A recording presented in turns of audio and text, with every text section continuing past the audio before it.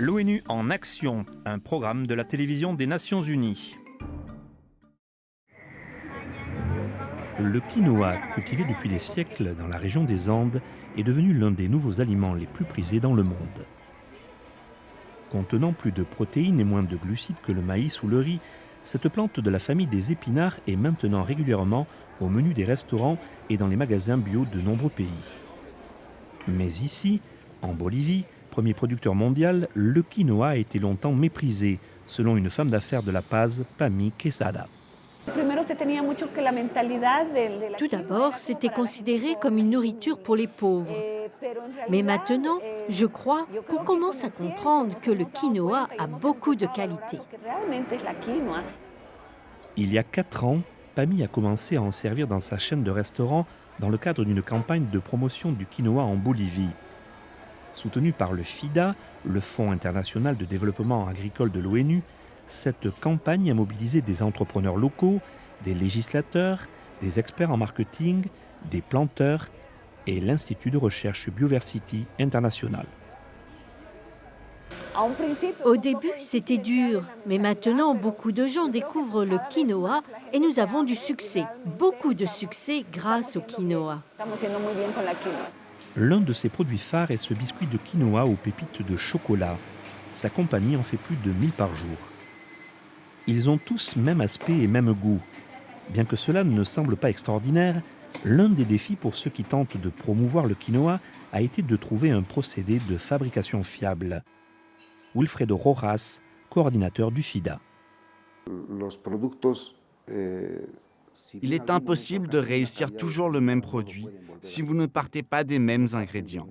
C'est pourquoi il importe de connaître chaque variété de quinoa, puis d'associer l'entreprise qui recherche une certaine variété avec un récoltant qui peut en produire en petite quantité.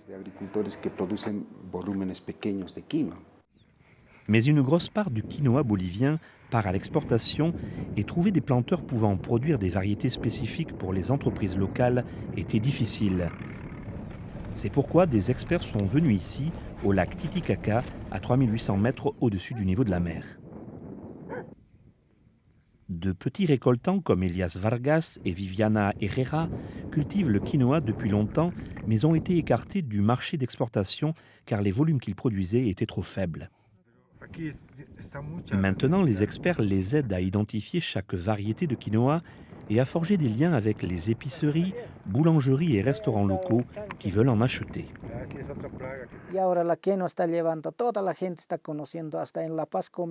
Maintenant, tout le monde achète du quinoa. À La Paz, il est vendu sur les marchés. C'est ce qui nous permet d'écouler nos petites récoltes. Et avec l'argent gagné, nous pouvons vivre.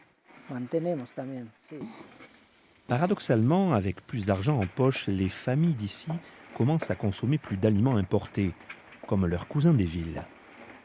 Mais là aussi, les aider à comprendre les bienfaits nutritionnels du quinoa, ainsi que les diverses manières de le préparer, semble porter ses fruits. Avant, quand nous ignorions que le quinoa était si bon pour la santé, nous le vendions pour acheter des nouilles. Maintenant que nous le savons, nous n'achetons plus d'autres aliments. Nous nettoyons le quinoa et faisons de la soupe, des jus, des gâteaux, tout. On trouve plus de 3000 variétés de quinoa dans les Andes, dont beaucoup peuvent survivre à des températures extrêmes et à de hautes altitudes. Comprendre les nuances entre toutes ces variétés mènera sans aucun doute à une hausse de la consommation et à un avenir meilleur pour ces villageois des Andes.